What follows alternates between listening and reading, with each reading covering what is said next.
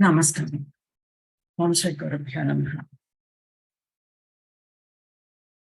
Respects to Guru Garu, who is taking us through this learning.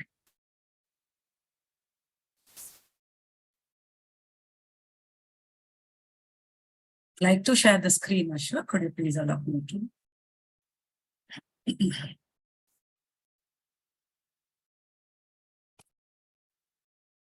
So this would be probably the last session.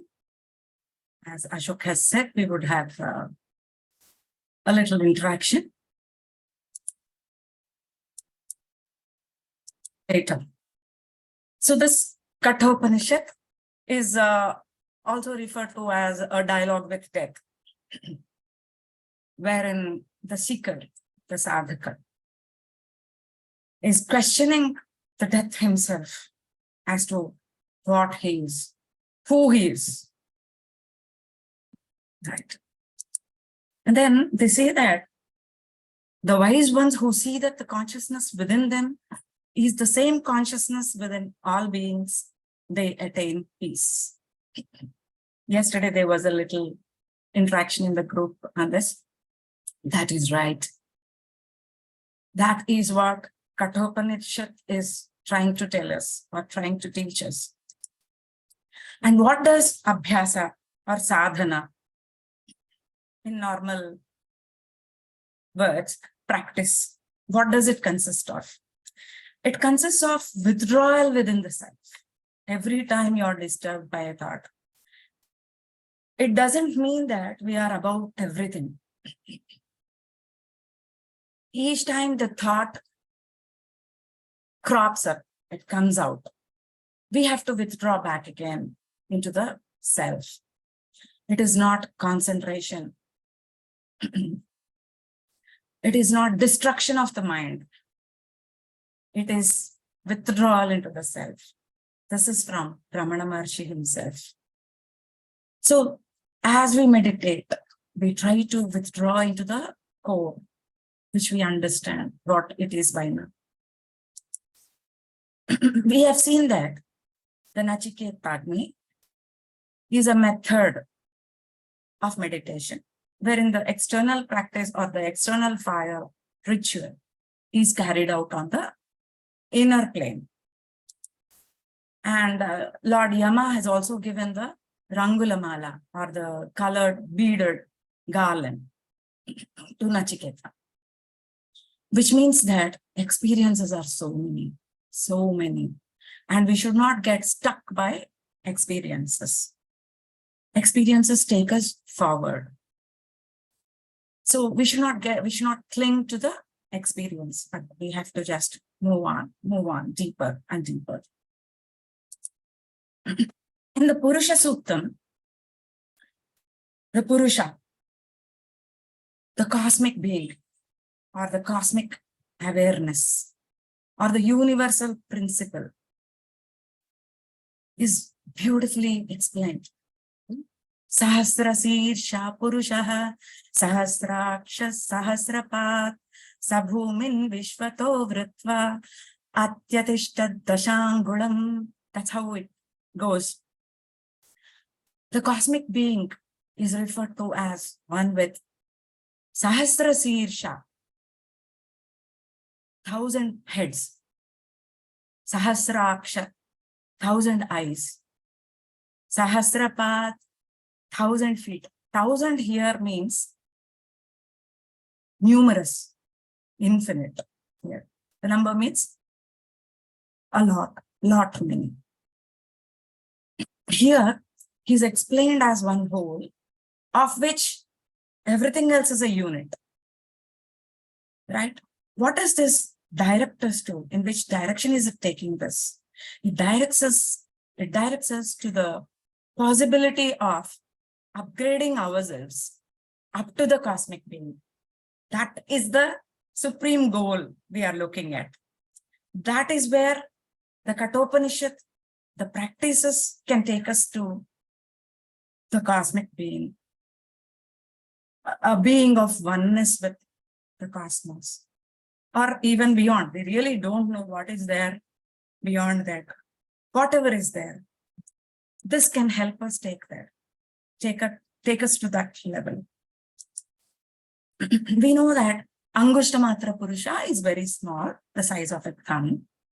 So normally we tend to use the word Atman and soul together for us to understand. But we are expected to use the word Atman. But since we are all used to, accustomed to, and we understand the word soul better, sometimes these could be used interchangeably. So we sometimes compare that the Atman is like a small flame. And in most picturizations, visualizations, or some of the videos, or some of the pictures, like, we see that the small flame leaves the body and it flies away. It is shown like that. It's shown like a flame. The flame of the Atman is in the heart, is like a flame without smoke. That is, in its original form, it is just a flame like. Right? There is no smoke around. But where did this form of the Angushtamatra Purusha resembling the gross body come from? It comes from our attachment, our identifications, sorry, our identifications with various things, or they are the various levels of our ignorance, we can say. So once that ignorance is lost, the flame remains. That is the takeaway. And here, till now, we were pointing out, or we were trying to say to ourselves that the Atman is inside and the Atman leaves the body. That is how we talk. But actually, the Atman does not depart. It is the body that departs. The body is shed out by the soul. The Atman sheds out the body, just like we change our clothes every day. The Atman leaves the body. It sheds this body, just like we change the clothes. And see, when a person dies physically, when we say die physically, they break the spot. I was trying to understand what this means. Everything is symbolic, right? We have to get the inner meaning of that. And again, that understanding changes as we grow. At this particular point of time, my understanding is, it is symbolic that, see, we are in the confines, the Atman is in the confines of this body. So when the body is shred out, then this is in the infinite, right? The Atman is infinite. There is no confines. It is only that there is a confine, and on physical death, there is no confine. That's it. So the Atman does not become a universal expanse after death. It doesn't become something else. It does not mean that the space becomes vast. It is not that. It only means that it was appearing as a little space, and now, as the confines are removed, it assumes a universal shape. That is the takeaway here. So the Atman does not become Paramatman. It does not become Brahman. It does not become something else.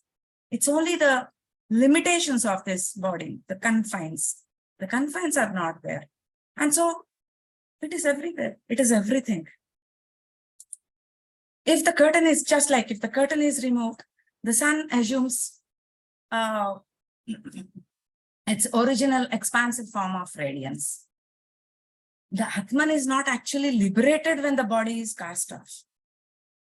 See, see now, we were asking for liberation. We were asking for moksha. So it is not that the Atman is automatically getting liberated when the body is cast off. See, there is a shift in our understanding now. The only thing which happens is the attachment which it had to the body through the mind and sense organs is cast off. right? And now that is what we are talking of. The moksha or liberation means that we escape the cycle of birth and death. We take a birth, we die. Why is this happening? Why is all this process happening? It happens until all the karma is exhausted. And how does this karma get exhausted? Consciously, there is no mechanism, no way to clear all the karma. These practices, this practice in particular, will help us escape the vrittam, or this punarapi jananam, punarapi maranam, punarapi janani jatare shayanam. Again and again, we enter the womb of the mother, take a birth. Why? Until this goes on, this happens on and on, over and over again, until we understand that the Atman is not separate from the Brahman. That is moksha. That is salvation. That is liberation. This understanding is liberation. So we are trying to understand that there is no two. There is nothing like an individual soul and a universal soul. It is always united with from where it has come, of which it is a part, of which it is inseparable, of which that which is eternal. It's like you pour milk in over milk. There is no distinction, nothing. So these two mean the same. The difference is only in our understanding, or water poured on water. There is no difference. The self could be understood as both immanent and transcendent. It is working from within. Who said that I'll push you from outside and I'll pull you from inside. I didn't really mean what, I didn't understand what it meant. See, outside and inside, it's the same, na? That is what he's trying to tell us. The self is inside as well as outside, everywhere, in everything. So when he was trying to tell us that I will push you from outside, I'll pull you from inside, he means that it is one and the same again. This is beyond human experience. And that is where the grace of Guru is sought, so that we could have the best form of best experience, right? So each time we discuss a topic, it takes us to the next level. You can just observe, right? The same topic, if we discuss on another occasion, it will give us some more. There is always something more that we have to learn. We have seen that in the earlier sessions, there are Navarandhras, 9 openings in the body.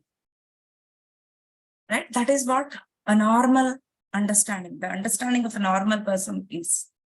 But there are 2 more, of which we have discussed about the Brahmarandhra, the opening at the top of the crown or the top of the head. There is one more at the navel. So if you call this a city, if you call this then they're normally referred to as a dwelling or a city. City is a bigger thing. That's better, rather. The city has 11 openings through which something can come in and something can go out. And there is a lot of knowledge on how the soul enters the body, at what time it enters the body. I was really surprised. So Guru Garu said, only when the gruham is constructed, when the house is constructed, only then the gruha pravesham happens, the housewarming ceremony happens. So it means that some time is taken for this city to be formed, this body to be formed, and after some time the soul enters the body. I think it was 5 lunar months. At the end of 5 lunar months, 1 lunar month is about 28 days. Then the soul enters the body. So these are the openings or passages through which something can enter. That something is this Atma we were talking about. So otherwise, indivisible, undistorted intelligence appears to be confined within the 11 gates of the city, which is this body. And now we know the truth. What is the truth here? That there is a Lord. The Lord is sitting in the city of the heart, which is so close to us. So it should not be difficult for us to meditate and fix our attention on Him. That is the whole process of this meditation. We are fixing our attention on the Lord who is sitting in the center of the heart. So it should not be difficult for us because we are not becoming something. Everything is here. We are only trying to figure it out. So what happens if we don't comprehend? We don't understand. The unity of the being is, when we don't understand the unity of this being, then there is the birth. Again, we have to take a birth again. We take many forms, we come back. So unless there is a human form, there cannot be an experience. Unless there is experience, there is no evolution. So that is the very purpose of our life. In some of the sessions, we were seeing that each soul has a purpose. They come for children, they come for the mother, they come for the spouse, things like that. You know? The ultimate purpose of life at some point is to understand this cause, to understand that we are one with the, or the ultimate understanding, we can say, to get the ultimate understanding. And that is what Guru Garu means, that when he says that you are just a step away, it means you are almost there. He encourages us. He tells us that you are there, right? That is the goal. So that gives us immense confidence when he says that. And we escape the cycle of birth and death. Liberation from death. So the moment we are absorbed in the feeling of our unity with the remotest, see, where is that Lord? I don't know where. We have to cross all the lokas. But see, this wonderful subject, Kathopanishad, tells us that He's there just inside. He's just seated in the heart. When we are absorbed in that feeling, initially we understand, then we experience it. When we experience that feeling of oneness, when we experience that we are no different, then we are immediately liberated. That is liberation. That is moksha or mukti. Vimuktascha vimuchyate. Vimuktascha vimuchyate. Yeah. What does that mean? One who is liberated, the liberated soul is liberated, he says. What is this twice liberation? Tascha vimuchyate. The liberated soul is liberated. See how beautiful this is. What does this mean? You see, in the yesterday's session, we were talking about Jivan Mukti. When the ignorance is snapped, there is no sorrow. There is no confusion. There is no stress, nothing. Then all the karma, all the sanchita karma, that which is accumulated, that gets burnt. We have seen some yogic processes, the Nachiketa Agni to be performed. They all help us. And this whole meditative process of OMkaram helps. What happens then? All the karma which is accumulated, which is there behind us or which we are carrying, that which makes us feel heavy, that is called the Sanchita karma. That is exhausted while we are in the body. This is one liberation. So the liberated soul is liberated, they say, na? Jivan Mukti. So while we are in the body, that understanding liberates us, is the first step. The soul is liberated while in the body, right? That is called Jivan Mukti. There is another Mukti called Videha Mukti. So we have to be in this body until the karma we have chosen to finish off. That is called the prarabdha karma. If there is a mountain of karma pending, we just take a spoonful, we take this birth, we come here to finish off that little thing. Until that little karma or the prarabdham, they say, the prarabdha karma is finished off, we have to be in this body.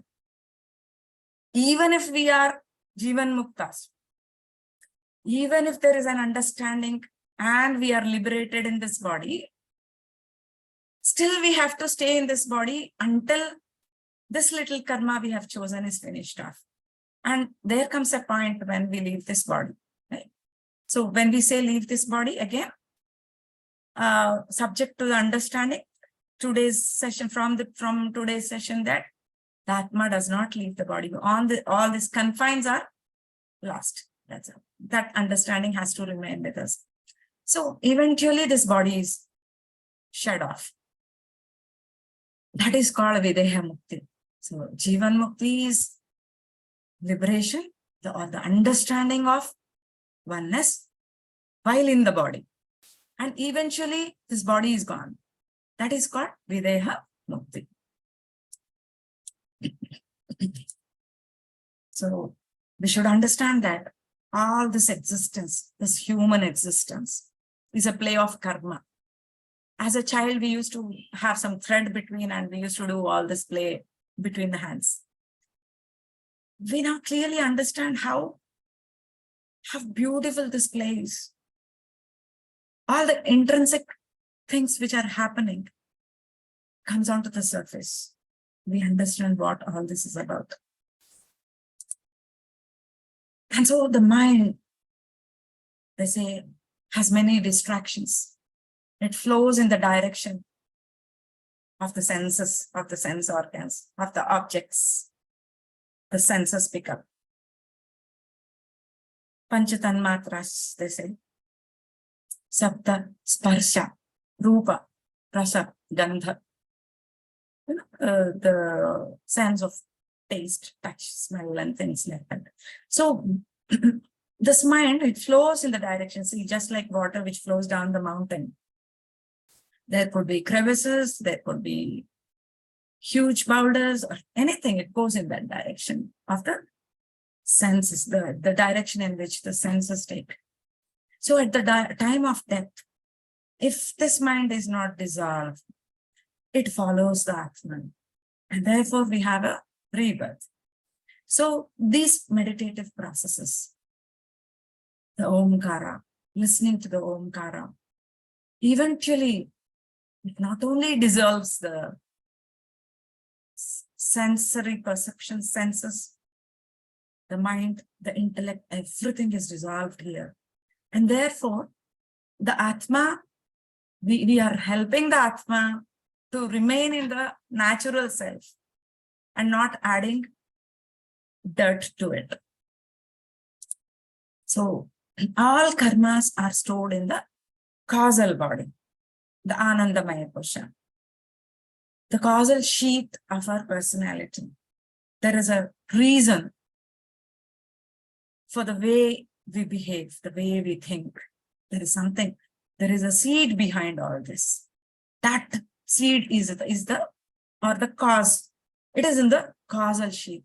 That is the causal sheath or the reason for this manifestation of this personality. That is the Anandamaya Kosha. We know the Annamaya Kosha, the physical body. Pranamaya, Manomaya, Vijnanamaya, all these three, they form the subtle body. There is the Anandamaya Kosha, the layer, which is the causal sheath.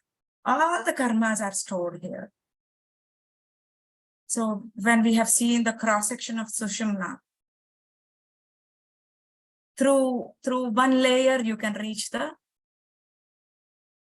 Anandamaya Kosha, you can reach the causal body as well. So the yogic practices they're all techniques. Technique is the simplest thing to do. You don't have to carry everything, carry the boulders up the hill, nothing like that. Just simply it happens. A technique help all these things to happen with ease, simply. So it is here, it is in the causal body that all the karma is stored. This OMkaram, it permeates, it penetrates through all these layers, and thereby all types of karma, the sanchita karma, the accumulated one, the prarabdha karma, which we have to take in this birth, or the agami karma, the actions change. We take a step backward. We don't behave the way we were behaving earlier. We don't think the way we were doing it earlier. So agami karma, the fruits of actions to come, they are also cleared off. So the karma which is stored in the causal body is burnt. See, Nachiketa Agni, when the sacrificial fire is performed in the heart, where is the chance that anything else will be left out? Nothing will be left. We remain in the purest consciousness which we are. So we are not living by the breathing process. Breath is not the source. There's something beyond. There is a source. There is a Lord which is guiding all these things to happen, which is not visible to us. That should be the understanding. And this whole world has its root in the Brahman, the tree of the world, we can say, to understand. It is rooted in the Brahman. We are talking about Atman and Brahman. They're not different. It is only that this is in a part. The Atman is limited to this part. So Brahman, how do we understand Brahman? Hamsas, Suchisat, Vasur, Antarikshasat, Kota, Vedisat, Atithir, Dronasat, Nrisat, Varasat, Ritasat, Vyomasat, Abja, Goja, Ritaja, Adrija, Ritam, Brihat. This is how the Brahman is explained to us. So to deepen our understanding, Hamsat, this is the luminous sun of consciousness. Suchisat, the pure radiance dwelling in the heart of all. Means that Brahman is everywhere, everything. Vasu, this is the spirit that is moving in the air, that blows everywhere. Antarikshasat, this is the great being that appears as the vast expanse of space. Hota, this is the consciousness that appears as the performer of a sacrifice, the ritual. So when we say sacrifice, it is not sacrificing some animals or things like that. It is sacrificing our animal nature, right? That it is to be understood, that to be underlined, and the word has to be spread so that all the misunderstandings disappear. We need a better word. Vedisat, this is the consciousness that appears as the altar, the ground of sacrifice. Athidi, the consciousness that appears as the guest who comes to the door. Dronasat, this is the consciousness that appears as the vessels, the sanctified pots that are used in the sacrifice. Nrisat, this is the consciousness that appears as human beings moving around us. Asat, Varasat, this is the supreme consciousness appearing as the gods in the heaven. Ritasat, the consciousness appearing as the rule and law, operating in the cosmos. Vyomasat, that which is appearing as the white space around. Abja, the consciousness appearing as the waters of the ocean. Goja, as this very earth. Ritaja, that which is appearing as the ultimate truth. Adrija, the consciousness appearing as the hills and mountains. Ritam, So in Ganapati adoration, we say, Dhrutam Vachmi, Satyam Vachmi, Dhrutam. This is the truth. This is the ultimate reality. So with this understanding, when we be in that meditation, 24/7, not for 1 hour a day, 1 hour we consciously do. And later on, we also trigger the unconscious mind to be, or this can be established that connect gradually. And we be in that state, in that connected state. That is the whole path. That is our destination. So when this consciousness is separated, what remains? What remains? Mind and the sense organs remain in the case of the death of a person who is not liberated. So one who is not liberated, and the senses, they remain with the Atma. One who is liberated, all these are dropped off. All these are dropped off. So for the Brahmanishta Purusha, who understands what Brahman is, he does not depart from the body. He does not go away from this body. He dissolves himself in this ocean. There is dissolution. Everything disappears. So all that which is the cause of this existence, everything is gone. So he dissolved himself here. The drop in this ocean, as we were identifying with the huge universal consciousness, and this drop which we were referring to ourselves. This drop does not have to go somewhere. It just dissolves in the ocean. It sinks in the ocean here and there. That is Jivan Mukta. Waiting for Videha Mukti. The essence of it. Thank you so much. Thank you so much. I'm deeply indebted to you all for giving me this opportunity. I can't tell you how much I've grown as I tried to convey whatever little I knew. Thank you so much. Immense thanks.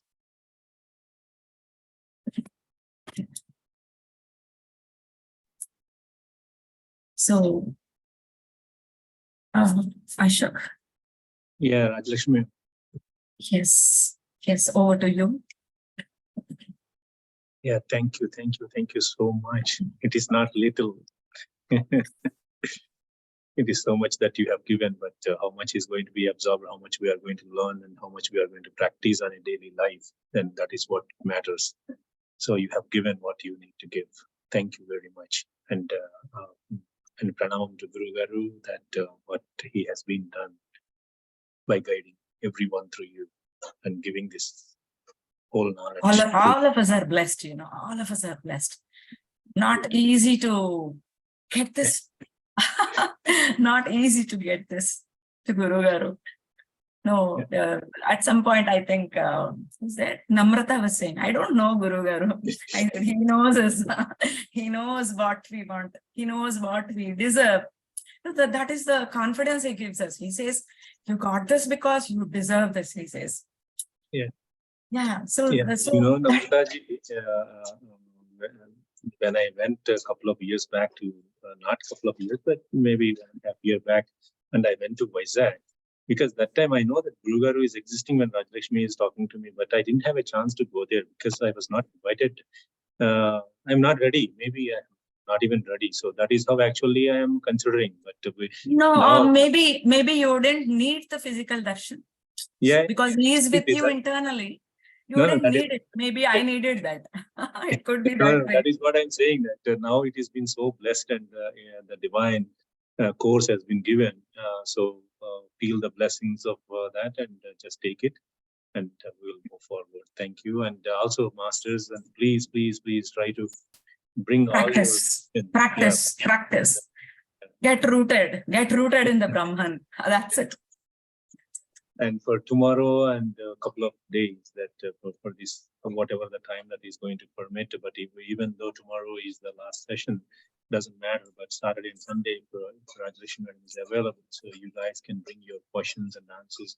So that way, actually, we are not going to be out of the hand. So every recording is there in the YouTube channel. So you guys can bring all your stuff tomorrow. So we'll go now to Parmeshwaran sir to So Srini Chagarlamudi Garu was asking a few things on Guru Garu. Tomorrow, definitely. That would be an immense pleasure for me, you know. Tomorrow, as we go ahead with I won't take much time tomorrow. Just a few minutes.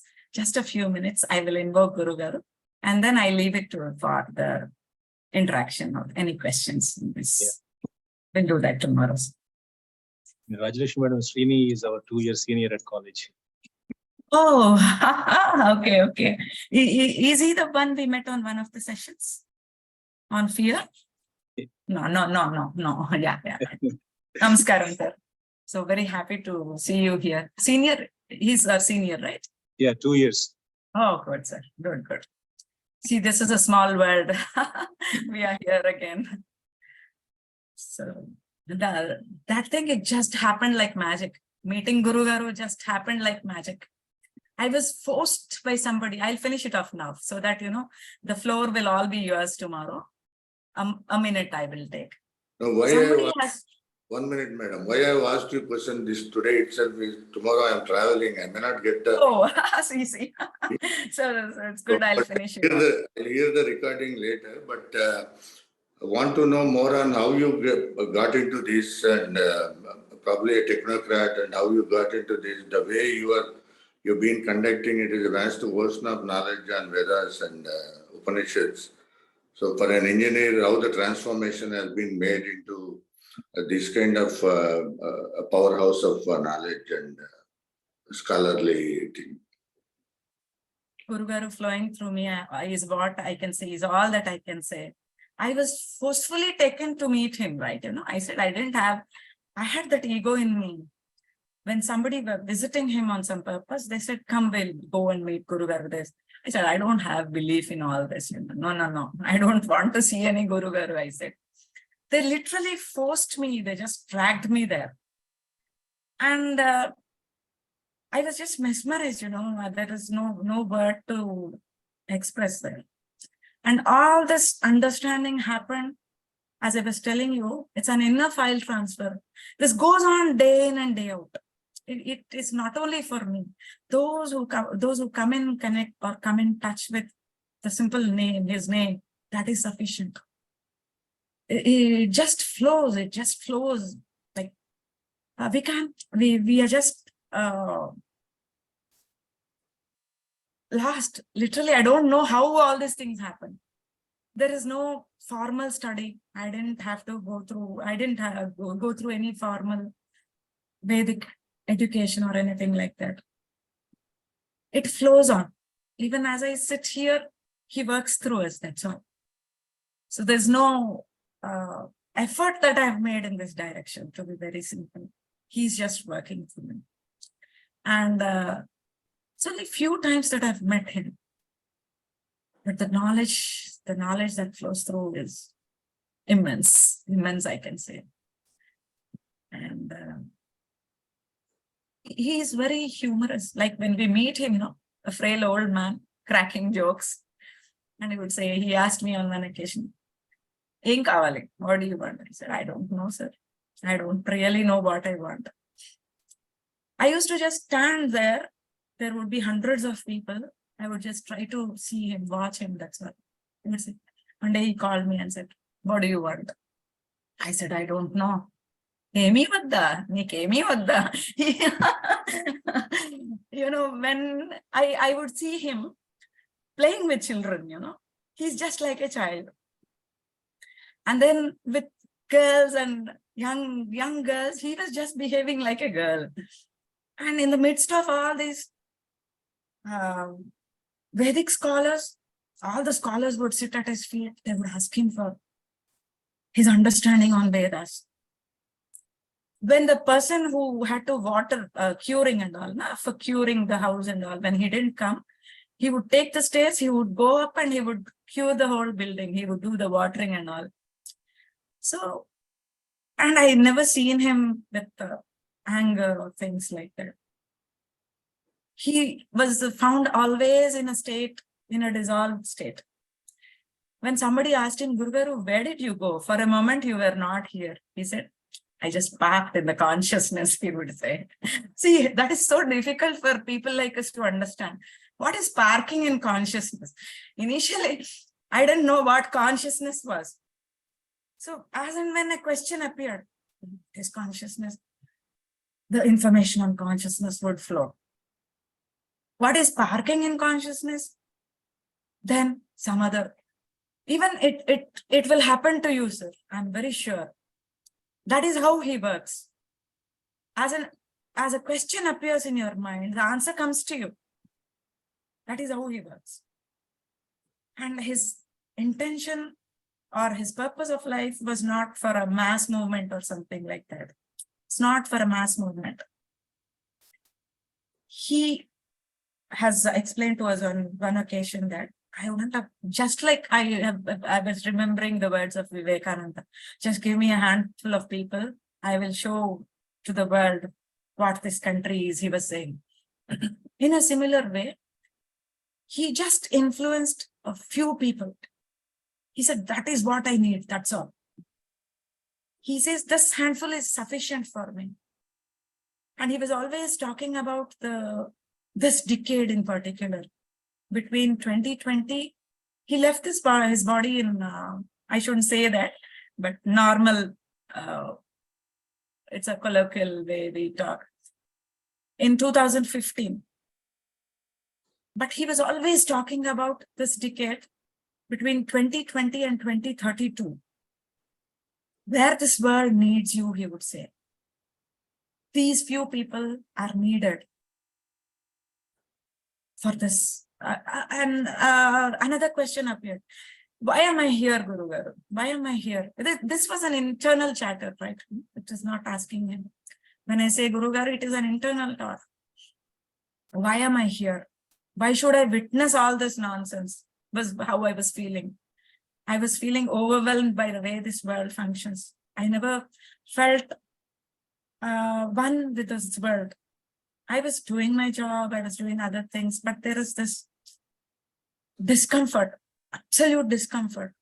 Why am I here? There is a purpose. You're all needed here. And always he was pointing towards this last 5 years in particular, and wherein we will be seeing a lot of chaos.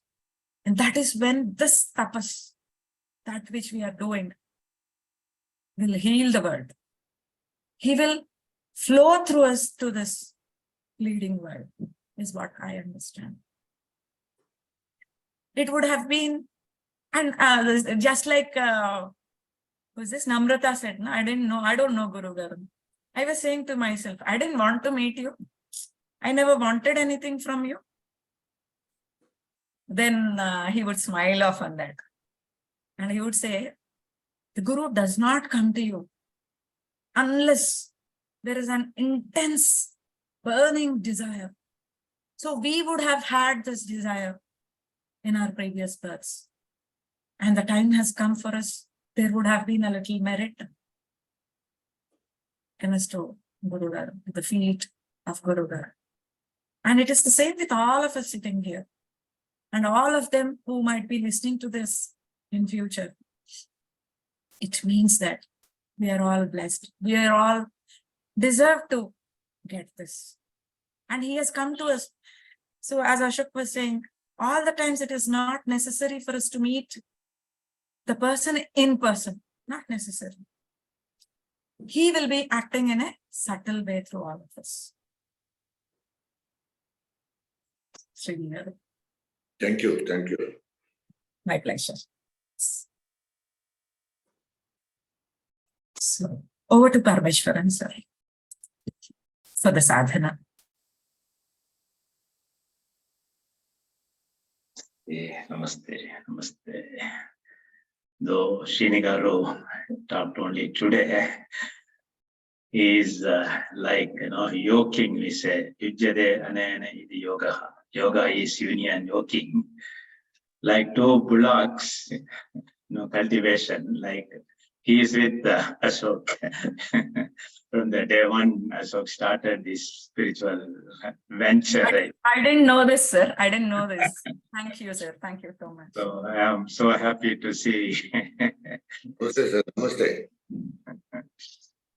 He is in a subtle way, he has been lending his support to Ashok and indirectly to all of us.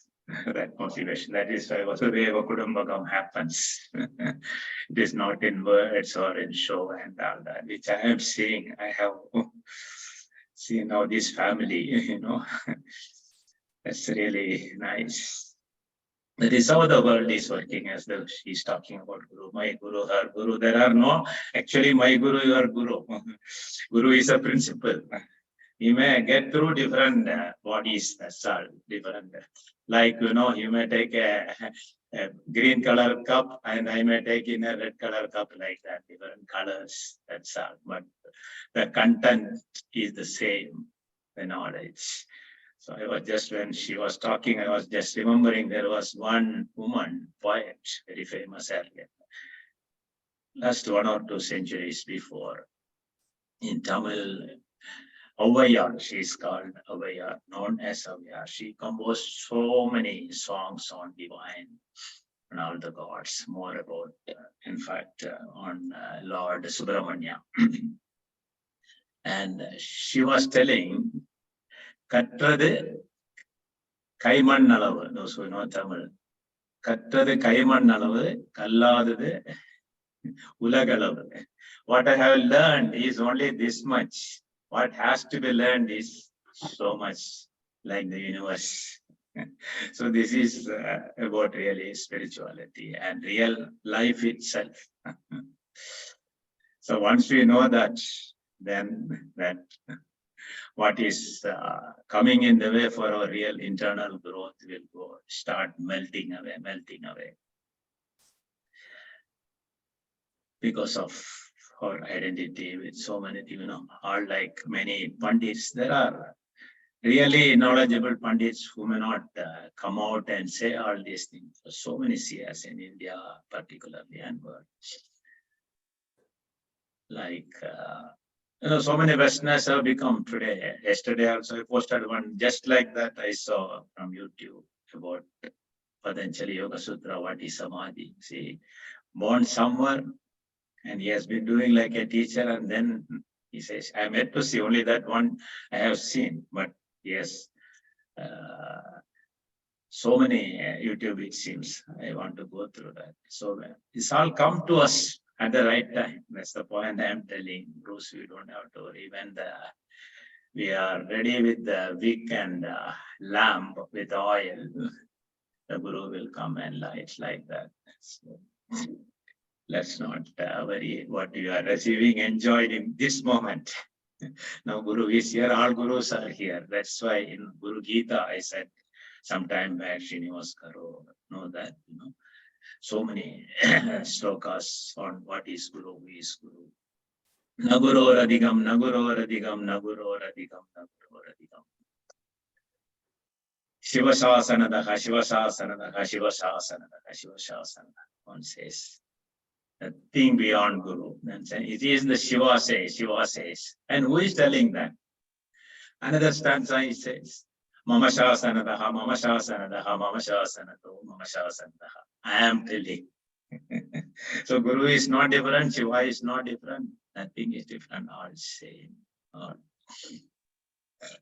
So let's go to practical, take 1 or 2 deep breaths and come to this moment from outer world to the inner world. Let us go to the Chit Ampalam, to the beautiful abode of our Angushta Matra, from Ghadakasha to Chit Akasha.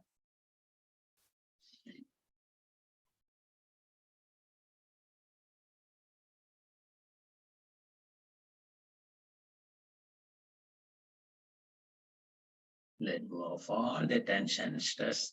Collapse your shoulders. పంతులు గారు రమ్మన్నారు. మా sir వస్తున్నారు.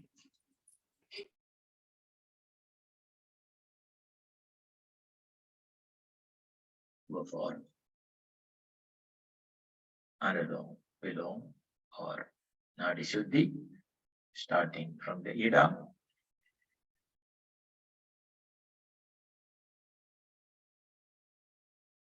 Start with exhalation, fully empty the dirty pot.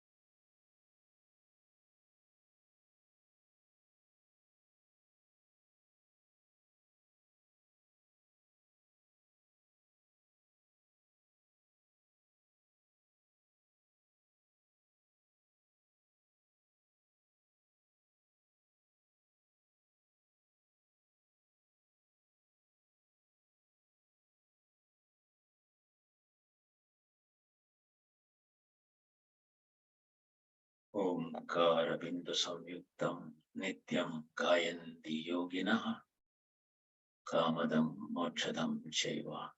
Omkaraya namo namah.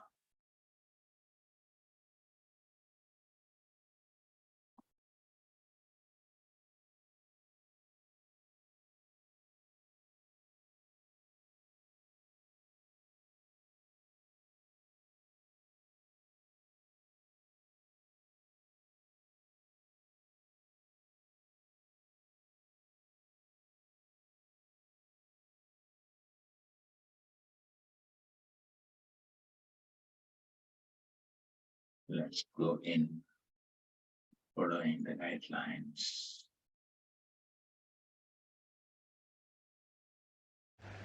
Om